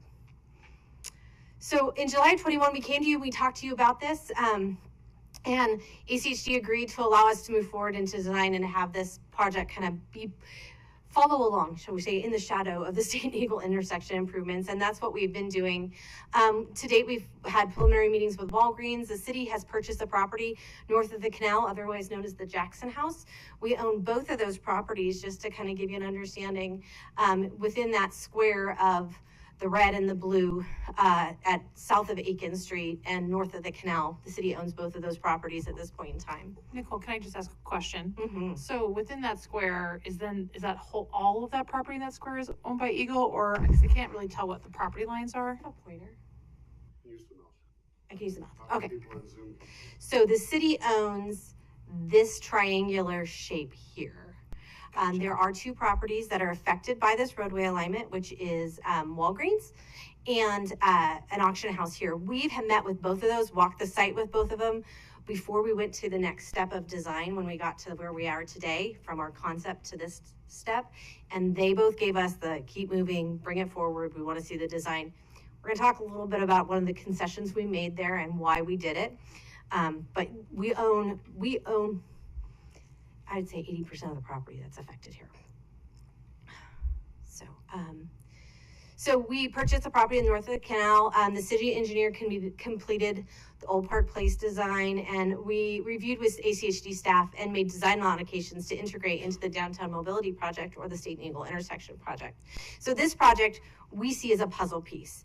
It's a piece that we can place in between phase 1 and phase 2, hopefully construct with phase 2 of the downtown mobility improvements to provide this new connection through the downtown Eagle. So let's jump into that. So this was our original design. It was 38 to 48 feet of right-of-way. We brought to you a design that showed sidewalk only on the east side of the project. There's no direct parcel access on the west of this. This is actually the backs of lots. And we limited the impact to the two property owners. So in our discussions with ACHD staff and our review of this design, we've come up with a few changes that are going to be reflected in the design today. So here's where we're at today. We've dealt with the realignment and the offset of the intersection at Old Park Place and Aiken Street to make this the thoroughfare. You will see there is now 7-foot attached sidewalks on both the east and west side of the roadway. This is a driveway access to the city's property that we own today.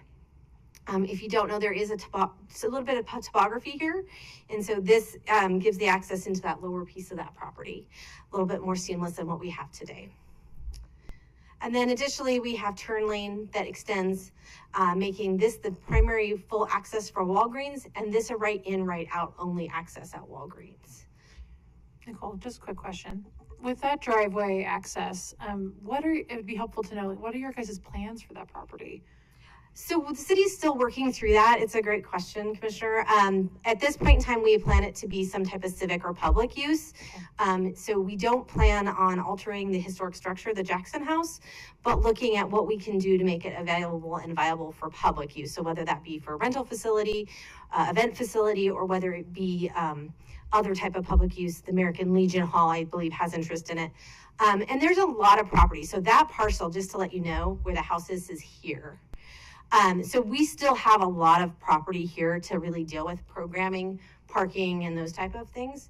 And so that's what we're still working through that. The house was just vacated literally last week. And so we're working through that process now. How big is the lot that you guys own? Oh, gosh. Is it like 2.5 acres? Yeah, I was like, say, is it an acre or is it? I kind of know what the house is. I just don't know what the extra piece is. Yeah. Okay, but 2.5 acres total.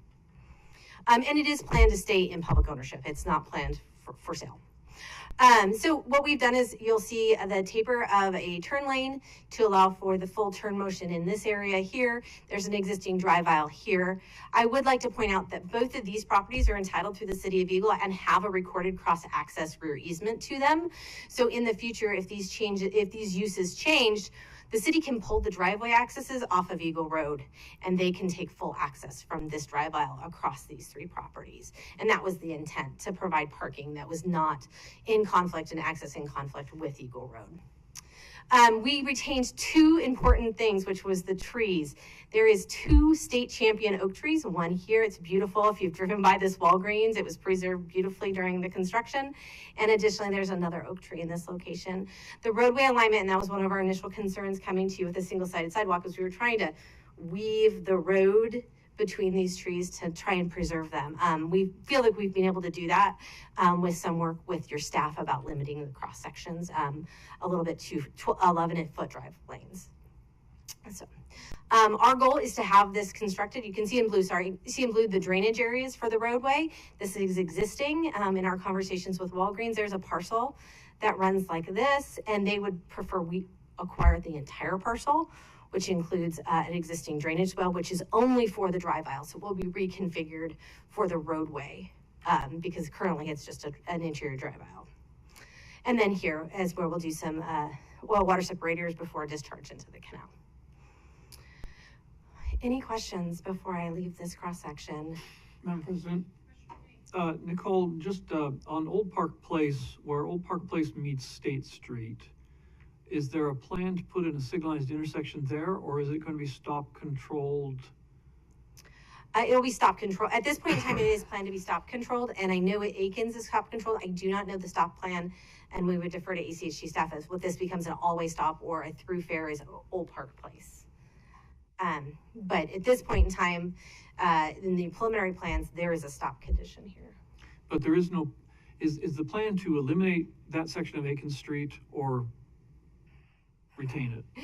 Ideally, the city would like to see Aiken Street potentially abandoned. We recognize that's a separate decision from this decision and this process forward. So our ideal is that we feel that this road serves the purpose of Aiken Street and can resolve that issue maybe through some additional design with Rembrandt's Coffee House and the property owners to the north as we look through that process. But at this point in time, that's not a part of our proposal. But that's helpful to know that these are elements that you're exploring, right? Thank you.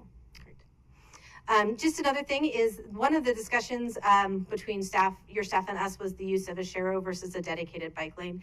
That is one of the places we did some road diet on this project, is to kind of get it smaller. I want to just understand this is not out of context. Aiken Street currently uses a Sharrow concept. Old Park Place uses a Sharrow concept. Plaza Drive to 2nd Street has a Sharrow in the design, and similarly, Eagle Road transitions to a Sharrow right at this island. So it's really not out of context. It actually keeps the bicyclist in the same context that they would be traveling through all of downtown Eagle, and that's one of the reasons the city is requesting that we don't put a striped bike lane on this roadway. It actually would create a situation where they're going from a Sharrow to a bike lane for a very short distance and then back into a Sharrow. We just thought it was more predictable to both the bicyclist and the traveling public to make sure that they were seeing the bicyclist the whole time in the same road prism. Okay. So at this point in time, just to give you these cross sections, from back at curb, we have Old Park Place to Aiken Street, which is 28 from back of curb. And then we go to Old Park at the canal, which is the beginning of our taper, where we start getting that center lane coming in is 37 feet, sorry, not inches. And then finally at the intersection of Eagle Road, where you actually accommodate 2 through lanes and a dedicated turn lane, we get to 59 feet, which is consistent with the current right-of-way planned at that intersection. So just to give you some understanding, we're retaining the vegetation. One of the reasons for this design is we're retaining the vegetation here in these 2 areas here. And then irrigation and maintenance is to be by the city. We plan on installing street trees at the back of sidewalk. This section doesn't actually fit within any of our planning documents for roadway, what type of sidewalk and roadway we have. We do want to continue the plan for street trees within the city of Eagle, but they will be accommodated on city property outside of the public right-of-way. We will plant them, irrigate them, and maintain them. They are, and I always say this word wrong, I'm so sorry, columnar. I say it wrong. I can't get the consonants all together, but they go up, not out, and they do meet ACHD street tree policies. So with that, is there any questions? Yes. Commissioner Goldthorpe. On the Aiken part, I remember hearing you say you'd like to see that abandoned. What would the city like to see that used for if it's abandoned? Mr. Commissioner, the city's plan right now at this point in time is it would probably give some access to a parking lot, and that this parking lot today, if you don't know, if you look very closely on your plan set, they actually park in your right-of-way today. So we think that we would probably be able to accommodate that parking to continue there versus always having it removed. And then additionally, we would like to add it to the park as a pedestrian connection point from Eagle Road in our downtown. So people can come down Eagle Road or down the canal trail to the west of this, which is what we call the McDonald's pathway, because why not have a creative name, to this site and be able to come in and use this civic use in this location. So we really see it being a public type of use at that point in time. So forgive my ignorance, but I haven't seen this type of request since I've been on the commission. So just a quick question. So are you guys, I mean, I appreciate this presentation, Nicole. I think this is fantastic. Just keeping sure that we're all on the same page, but are you guys going to be constructing this roadway? Like what's kind of, how do we, what are the next steps in all of this? You just keyed me right on up. ACHD your staff has reviewed this and approval and given us tentative approval of the design assumptions. We'll enter into final engineering and construction design, and we are hoping to include this in phase 2 of the downtown or State and Eagle mobility improvements. What we see this being is a cost share agreement. We will pay for the construction of the roadway, but it would be completed as part of your project. We don't build roads very often. It's not a function of us cities in Ada County, but you could, and we would provide you basically a plan set insert, and they would actually bid. When you go to bid, they would bid your project, and then they already have breakouts for things that are additional to the city of Eagle, street trees, widened sidewalks, those things, but they would also provide you a bid for this portion of the improvements, and that would be paid for by the city of Eagle through a reimbursement agreement to ACHD. Thanks, Nicole. Mayor, Mr. Mayor, come on up. I'm going to say one. Yeah, you're. This will be a partnership, hopefully be a partnership between the person that owns the land that is north of Aikens, right? You guys right now have money in Aikens to improve it for that extension, and maybe finding a way to work with you guys to move that towards this, which gives us better. So it kind of could be a combination of all types of things, but we'll work through that once we get this, and we've got to make sure we get Walgreens and the auction house on board and not have to, look at huge amounts of spending money to get those properties, which you all know can happen. And so, as you saw a little earlier, so just want to make sure all that. So it is a combination of everything kind of coming together and all the entities working together and finding ways. Because I really think this extension of Old Park is really going to be a much better improvement than the Aikens extension and so on and so forth. So. Thanks, Mr. Mayor. Any questions for the mayor? Thank you, sir. Okay, yep. I did error in not introducing the mayor and Councilwoman Helen Russell, who is here with us as well today. I'm so sorry. With that, we just want to make sure that we're moving together in lockstep and making sure that we're not making assumptions. Probably the largest 2 assumptions that we need to know is that you're okay with how we're moving forward in the design of this road. What does that road prism contain? The sidewalk and ped bike improvements that we've planned for, because that has a huge effect on when we go to negotiate right of way. And then secondly, that we still plan, and I think we've said it since 2021, would like to see this be a plug into your downtown mobility improvements phase 2. And we're working towards that timeline with your staff. If that's not something the ACHD Commission is interested in, we want to know sooner than later. We know you can't make that decision right now, but the bobbing heads give us some indication that we're working together cooperatively as we move forward, because the next step would be a request for a cost share agreement and the final plan approvals. Thanks, Nicole. I do have a question. Commissioner Coulter. Is there any portion of this whole project that ACHD is expected to obtain right away for? No, at this point in time, the city is working through that. That I will caveat that with a but. If the city were to move forward and had some issue acquiring a right of way, we would maybe come back and have another conversation. I'm not committing you to that, but if we needed to, we would want to bring you back. We don't have that authority as a city for a transportation project, as you know. But I will tell you, this is in our this is in our capital improvement plan, and it is fully funded at this point in time in that plan. So we are ready to move forward into that process. Thank you. Commissioner Gold. Yeah, thanks, Madam President, and thanks, Nicole, for the presentation, and Mayor and Council Member for being here. I know that the downtown grid has been a priority of the cities for a long time, so really appreciate you bringing this update forward and sharing your plans with the commission and all your work to move this forward. Thank you. Yeah, I just want to say thank you. Really appreciate the time and keeping us informed, because it's, yeah, as you know, it's challenging to not know what your guys' vision is unless we hear directly from you, and this is really helpful. So I appreciate you taking the time. Okay. Thank you, Commissioners. Thanks, Nicole. Thanks, Mr. Mayor. Thanks, Council Member. All right. I'm looking for, oh, there she is. She's right behind. The next big one is the draft 24-28 integrated 5-year work plan, partner agency and public comment review. Is Christy Inselman.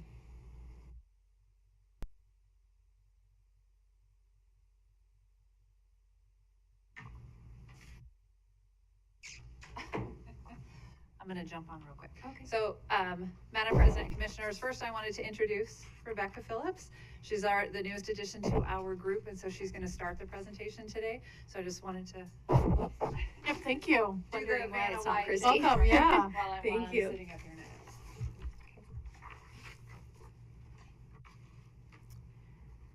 Madam President, Commissioners, for the record, Rebecca Phillips, Transportation Planner with the Planning and Programming Division.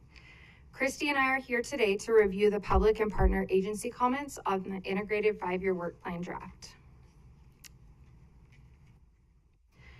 Commissioners, here is a reminder of the major milestones we've completed over this past year as we've developed the 24-28 integrated 5-year work plan.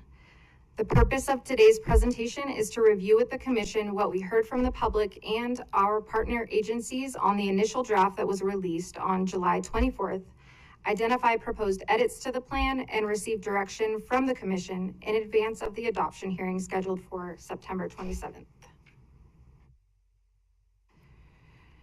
Here's a summary of the total comments received on our second public outreach. As a reminder, our first public outreach occurred between November through February, where we received over 1,300 comments from the public. For this second outreach on the initial draft, we received 115 comments, which is an increase of 39 from the last integrated 5-year work plan. Our award-winning interactive map continues to be the primary tool that the public utilizes to provide feedback. A total of 98 comments were provided on the map and the web page for the integrated 5-year work plan received over 1,500 page views during the open comment period. We also heard from 4 of our partner agencies that Christy will go into more detail on.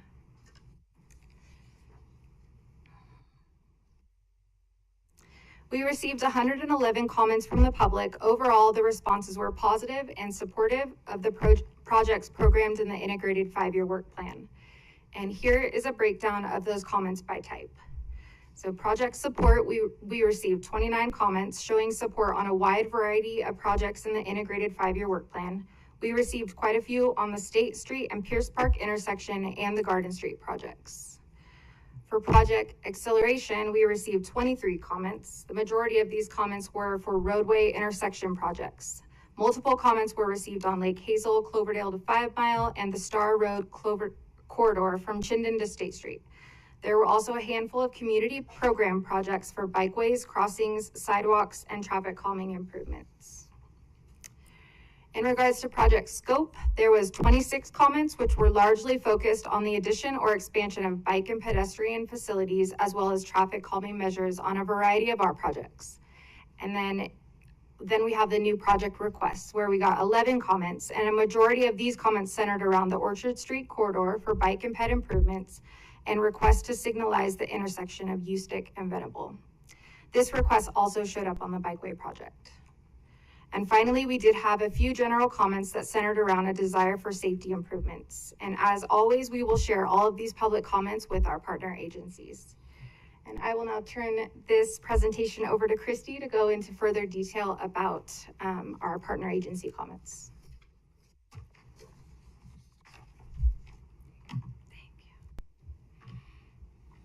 Rebecca got to do the fun part.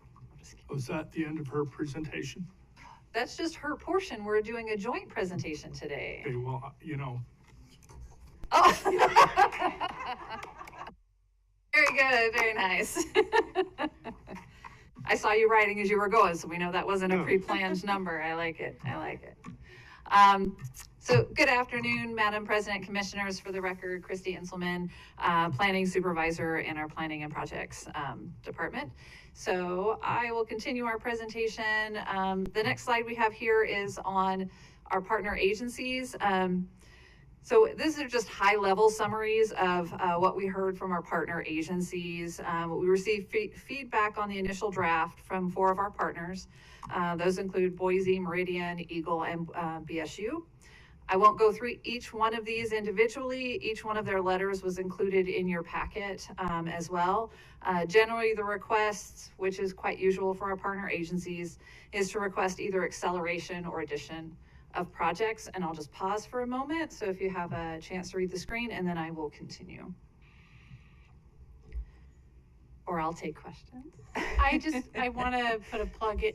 Obviously, I don't have a specific question at this point, but I'm thankful that you incorporated the BSU request because I've got questions about that at some point. Thank you. Okay. So then to continue, so the proposed the initial draft of the integrated 5-year work plan are on your screen. So this is based on what we heard from our partners, from the public, and from commission. So the proposed edits include acceleration of Aiken Street, Eagle to 2nd Street, accelerate the construction year from future up into 24. As you guys are aware, there were some right-of-way conversations that recently we have some resolution on, so we were able to accelerate that back into a construction year. Accelerating Nez Perce project from future into 24, adding a few projects into the program that were not there before. That includes the Adams Street corridor and the 15th, 16th Americana corridor for concept studies in 27 and 28, and then adding the intersection at Palmer Lane and State Highway 44. We've had initial discussions with ITD, and we would look to add this to continue that coordination with ITD for an interim signal in that location. And as always, these proposed edits with commission support would be included in the adoption draft that will go back out to the public. So the next steps in the process is with commission support today, we would release the final draft of the integrated 5-year work plan to the public next Wednesday or earlier, depending on how quickly we can get them done. And that gives as a standard, it gives the public 2 weeks prior to the adoption, which is scheduled for September 27th. And then Rebecca and I will stand for any questions. Make it short and sweet. You guys have seen enough of our face this year, I think. Oh, I'm not. All right, commissioners. One question. Commissioner Goldthorpe. That has to do with ongoing, assuming the 5-year work plan is approved and then something else comes up. Nothing big, but would you tell us how we go back and amend that to make something happen during the fiscal year? Madam President, Commissioner Pickering, if we had a project that came with regards to, we do that quite frequently. If there are safety issues that come up, we can do budget adjustments to address those quickly if need be. Okay. I don't know that it's something we necessarily would need to amend the integrated 5-year work plan for, but it's certainly something we do on a regular basis. So yes, we could do those things. I asked that because as will come as absolutely no surprise to any of you, I still have quite a bit of concern for the number of sidewalk gaps that are or are not being filled in this plan. Thank you. Any other questions for staff?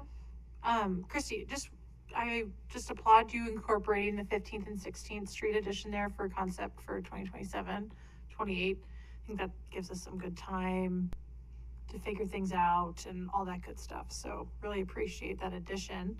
I did want to ask, historically, if you could, Ken, do you mind pulling up the proposed edits again slide? So again, I think a lot of these conversations around Boise State's requests, I haven't been here to like navigate those discussions, but could you explain like really high level why none of their requests were incorporated into the edit in the proposed next? Yeah, Madam President, a lot of the requests that they had on their list for Boise State are actually going to be accomplished through our rapid project implementation. So we're doing that scramble at Brady and University. So there's several projects that they are asking for that were incorporated through a different effort, not our 5-year work plan, which is a much more intensive, usually requires right-of-way phasing, things like that. We did include several of their project requests in our scoping effort this year that we're looking into. I think we had 2 or 3 in this year's on their request lists that we took through our scoping effort that we should be finalizing shortly that we would look to include in a future update. But we didn't ignore their requests. We promise. It just takes some time for those to work their way through the process. So some are being worked through a very quick process with the RPI, and some are working through our scoping to hopefully be included in this next update. So is the scope then, is that covering, I'm trying to pull it up here, is that going to cover University Drive's improvements? Or Madam President, yes, we had University Drive. Some of those improvements are being done with the RPI. The remainder were under our scoping effort. It also included the crossing at Beacon and Oakland that was their request. That was included in our scoping efforts. And I believe another crossing on Beacon we looked at as well for our scoping this year. Could I just get like a 1-pager about all of those pieces? Because I've been getting some questions and it'd be helpful to share that. Madam Since it's President, not in this plan. Yeah, absolutely. We look to finalize. Our bundles are being completed right now, and they're sent to our project teams for finalization. So in the next couple weeks, I'd be happy to share all of our findings that we have for those. I would really we changed our layout as well, so they are nice 1-pagers on every single project. Okay. So Commissioner Goldthorpe. Having seen a whole lot of things come before us over the years regarding University Drive, correct me if I'm wrong, are there parts of the improvements or changes to University Drive that were on the BSU's nickel? Madam President, Commissioner Goldthorpe, the ones that we are doing, it's a joint effort, but it's under ACHD cost is my understanding. We're doing, yes. Okay, I just haven't heard a lot about the Boise State stuff on University Drive for quite a while. Because that's within our right-of-way, typically that's something that ACHD will cover the cost on. If it's internal to the university, then it's their responsibility to make those improvements. So you need a couple weeks, is that what I'm hearing? Perfect. Yes. That sounds great. I would have really appreciate that. All right. Any other questions? Great work. Welcome, Rebecca. We're excited to have you on this big project. All right. The third item is the Pathway Policy Public Comment Review. Mr. Ryan Head.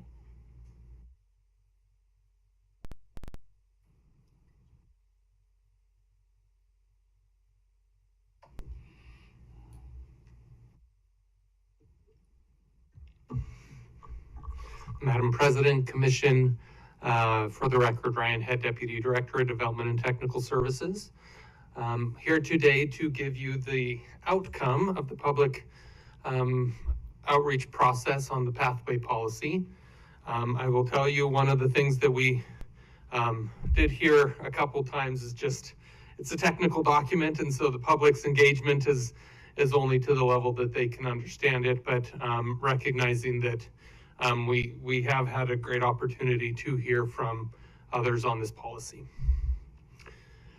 As a reminder, we've been working with you all through work sessions and other efforts since May on this effort. We've completed a public comment period, which included outreach and meetings with all of our advisory committees, with the development and contracting community, partner land use agencies.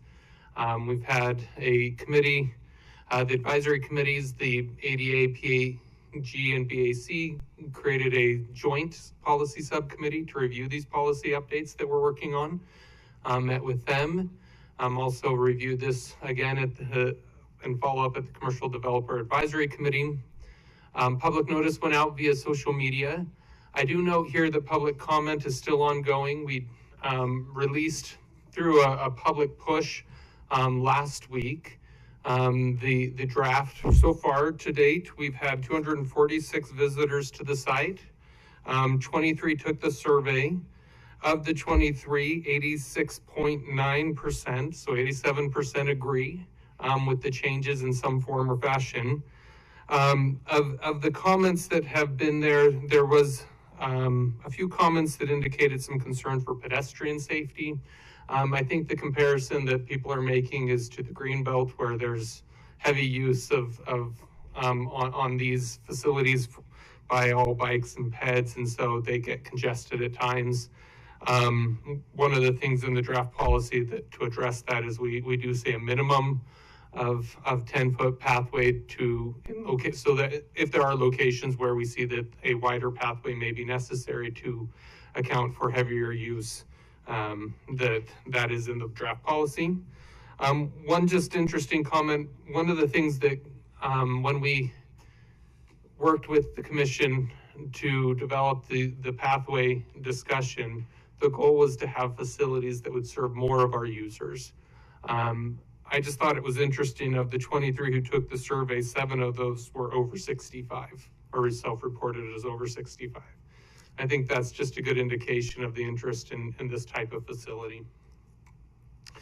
So just wanted to go into a little bit more detail of the comments that we received. We received specific comments and letters from the Bicycle Advisory Committee, so those are on this page here.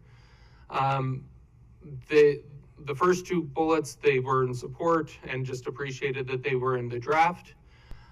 There was a request for additional vertical elements to be in the policy besides trees. I have here some draft language that we believe could easily be added, but still giving deference to street trees as the primary priority there. But if they're are not practicable, that other options would be able to be considered or could be proposed. Other items, they were either noted or addressed in this policy or in other sections of policy.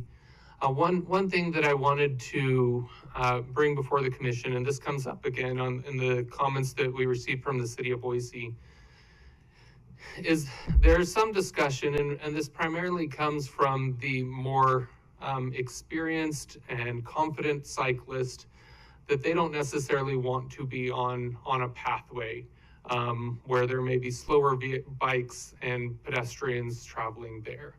And so one of the things that came out in the comments from the Bicycle Advisory Committee is a request that we accommodate or provide for both a multi-use path and a bike lane in some locations.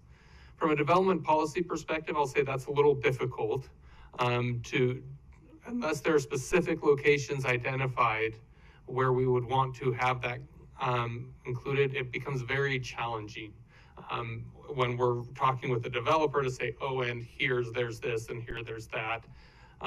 Having a consistent policy is far easier to apply.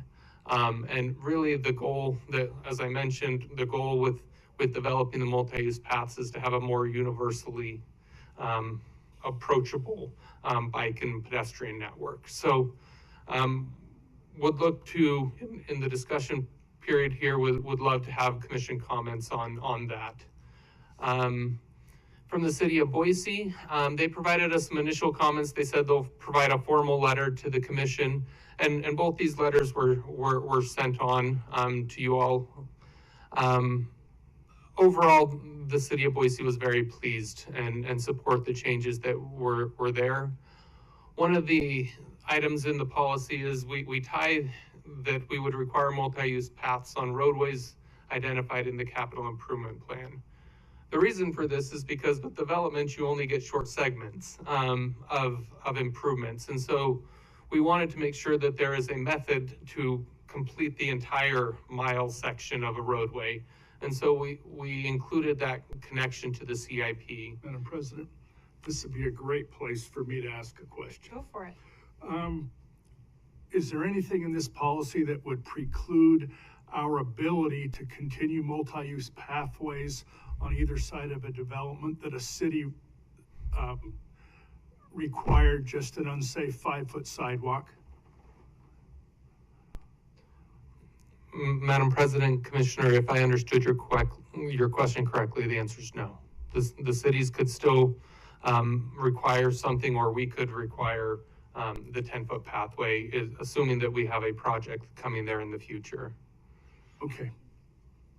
I think I'm confused. Do you mind restating the question so I understand? In some development, a city might say, hey, we don't want a multi-use pathway. We want an unsafe 5-foot sidewalk. And we're stuck with that. Along an arterial, right? Yeah. Because, well, wherever. Okay. Because it's, it's their purview. I'm worried that then we would be stuck with having to accommodate that down the rest of the Gotcha. the road. Madam President, Commissioner Goldthorpe, thank you for the clarification. When this moves forward, this becomes a CHD policy, and we can require that the pathway be installed, and that would be our requirements. Currently, how it sits is we only recommend or request the city make that requirement. And so if they decide they don't want to do it, that's on them, and it defaults back to our minimum, That's exactly why I asked this question. And so in this case, it becomes a requirement of ACHD and under agreements, and I would defer to Steve if I say anything wrong here, but under agreements we have with the cities is that they have agreed to implement our requirements. Okay, let's make it happen fast then. There was just some additional comments that they had that we're just discussing, just things in the policy. Again, they brought up the concept of multi-use pathways and bike lanes. So again, a place for conversation. In the next section, there was a discussion about providing a little bit more detail about what a bike facility is. And so I've proposed some language here that would just indicate that we would try and build to the highest level of comfort feasible in the Louisville Streets performance measures, and to minimize conflict points, which I think is in alignment with the language we have on pedestrian facilities in the policy.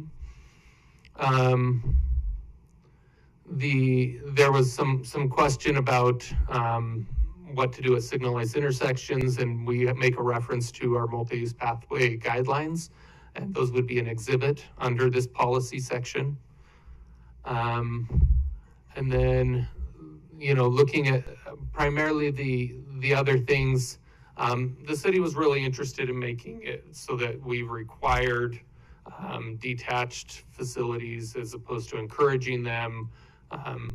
In the section on collector roadways, it does say that detached sidewalks would be required. And so on this last bullet point, we had some slightly inconsistent language, and so just recommending some strikeout of things to make it consistent with the prior paragraph here. With that, Commission, we are slated for a public hearing on this later this month, September 27th, and would just stand for any questions or comments you might have with regards to that one. I saw that it's tentatively scheduled for the 27th. Can we make that for sure? What I'd love to get direction. Hey, yeah. Let's make it for sure. Yeah, Madam President, Commissioner Goldthorpe, I had tentative there because depending on where the commission wanted us to go with regards to the both bike facility and a pathway language, we might need more time to work through that. But if the commission's okay with us moving forward as proposed, we'd be happy to bring it back on that date. Madam President. Commissioner McKinney. Ryan, as far as that language about allowing for both on-street bike lanes and multi-use pathways, I gotta say, I can't support that. You know, we spend a lot of money on either of those, and to do both just seems out of bounds to me. It seems to me that, you know, the one was done because the others hardly get used.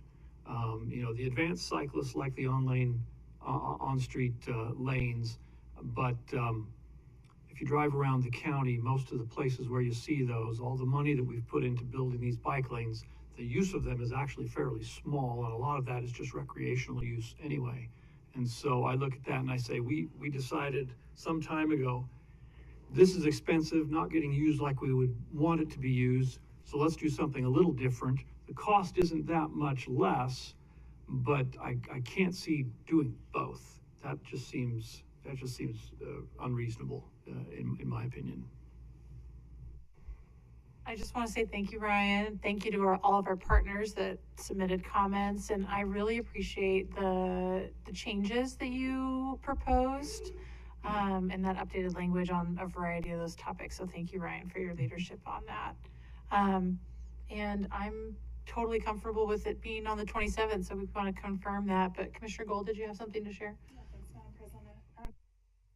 That last slide because I missed the proposed language on the last thing, and yeah, I appreciate the other proposed language that I caught, and then agree with that date, and I also appreciate.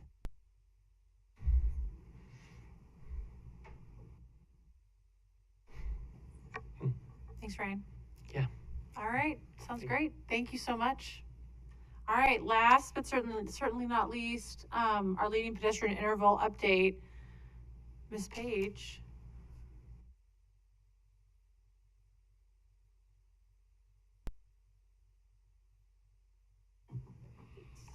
Good afternoon. It's Paige Bankhead, Civil Engineer with Development and Technical Services for the record. Yeah, I'll be presenting the LPI update today and where we're at. I'm happy to report Kelly Baker did have her baby on Friday, a baby boy Logan. So they're doing great, and she'll be back in January.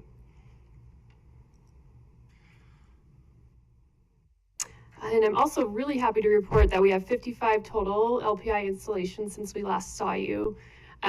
This is a over 50% increase. So it's been, once we got our method going and got the ground running. So yeah, it's been good. Question, Madam President, are they including now 5 or 7 second intervals? So the per ProWag, it'll be 7-second walk intervals. Thank you. And they're working, congestion management is working on updating all the signals. So as part of those 55, we did identify 31 signals initially that where LPI could be implemented immediately and they didn't need any ADA improvements. And that's all done. It's a month ahead of schedule and we completed that as of August 3rd. I also want to let you guys know that we are implementing LPI at newly signalized and improved intersections. So for example, Lake Hazel, Recreation, Overland and Wells, those are newly signalized and so we will be implementing LPI there. And Kootenai and Roosevelt and Kootenai and Latah, those were just improved and so we did add LPI at those locations as well. So just a reminder, the rest of the intersections are split into 4 packages that are being evaluated by 4 separate consultants. We are currently in phase 1 right now, and phase 1 included the ADA evaluations, determining improvements needed, right-of-way impacts, estimate cost of improvements, determine intersections for the phase 2 final design, and scope and budget for phase 2. And phase 2 will include signal timing evaluations with LPI, evaluating pedestrian scrambles at specific intersections, and final design. So progress right now, like I said, we're in phase 1. Our consultants have completed all of the ADA evaluations at every intersection, and they are submitting those exhibits to us. So it'll be a simple exhibit that shows what needs to be improved and if there are any additional right-of-way impacts. So from those exhibits, we're going to generate an estimate of the cost that it'll be to improve all those intersections to ADA standards.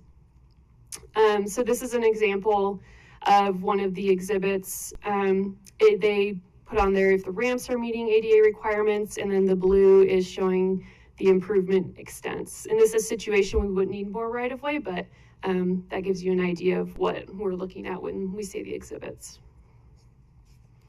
And now on to the pedestrian scramble part, which will be in phase 2. So this is also known as a barn stance. It's an all-way pedestrian crossing at a signalized intersection where vehicle traffic is stopped in all directions and pedestrians can cross in any direction. So there's a graphic in the top right-hand corner. It kind of gives you a nice overview. So there's no walk phase during any vehicle green. Did you have a question? It's after you're done with the slide. Okay. There's no walk phase during any vehicle green indication. Intersections should have diagonal ramps, APS lighting, no red on red restrictions. It's important to note that careful review and evaluation of the impacts of pedestrian scramble signal timing within a coordinated network would be needed, just because they're all tied together in some way, and you got to see how that's going to impact it. So we do have a pedestrian scramble at University and Lincoln. That's our only one right now, but we do have a second one planned for University and Brady for summer 2024 construction. So that's my question, Paige. And for those of us that frequent Boise downtown, I know we talked about 8th Street, 8th and Bannock, I believe. Is that, where are we at with evaluating? Yeah, so that'll be in a couple slides. I'll let you guys know which ones, for phase 2 that we're going to be looking at. So some more information about pedestrian scrambles, some pros. It reduces or eliminates conflict between vehicles and pedestrians. It can significantly reduce pedestrian crashes at intersections with high pedestrian volumes and high vehicle turning movements. And it allows for right and left turns for vehicles without adding delay for pedestrians. Some drawbacks: pedestrians must wait an entire signal cycle and can lead to increased jaywalking and noncompliance. Low pedestrian demand can lead to red light running during all pedestrian phases. It's difficult to navigate for pedestrians with visual impairments, and it can increase difficulty or eliminate ability to synchronize timing with adjacent signals, increasing network congestion and delay. So going from there, as I mentioned in phase 2, our consultants will be looking at pedestrian scrambles at these 10 locations. I'll let you guys take a look at that list.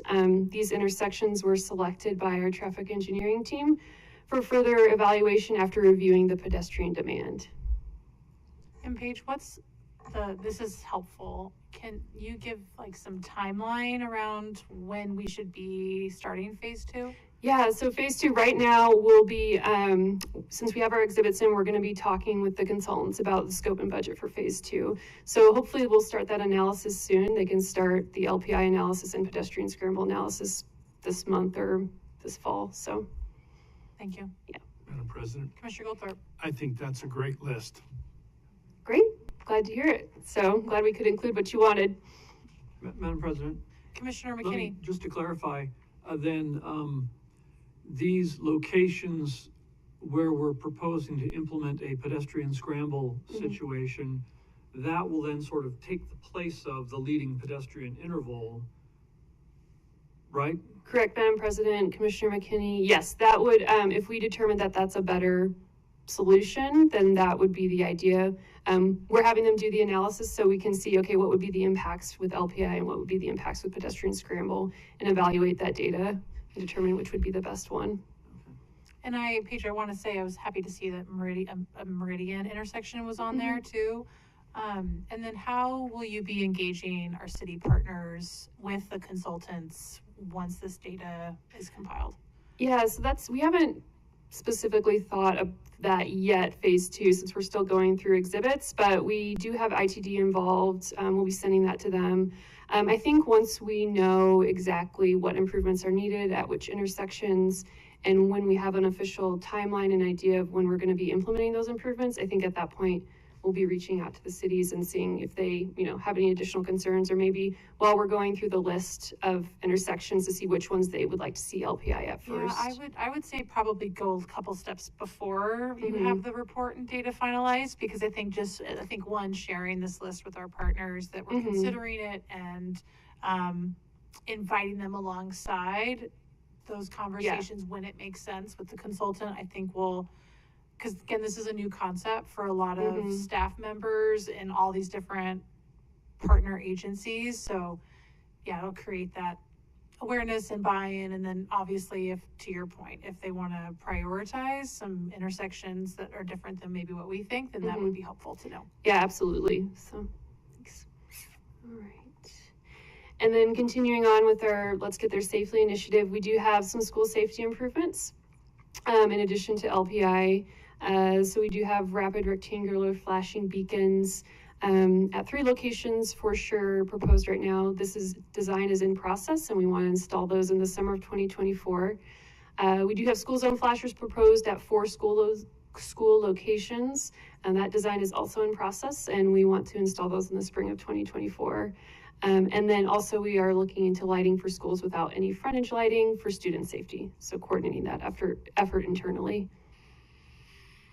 So next steps, evaluate the improvement exhibits that we received from our consultants and estimate the approximate cost of improvements. Madam President, as you said, we'll reach out to cities and see what, if they have their priorities too while we're going through the list of everything. And determine which intersections are ready for final design for phase 2, and then begin phase 2 scoping and budget process soon. So I'll stand for any questions. Exceptional work. Thank you. Appreciate Commissioners. Oh, and I just want to point out, we are ahead of schedule due to our awesome congestion management and traffic ops team. They did a really great job of getting that all installed. So thanks. For the extra kudos to them. All right. Well, thank you all for this long meeting, productive meeting, and we'll see you all next week. Thank you.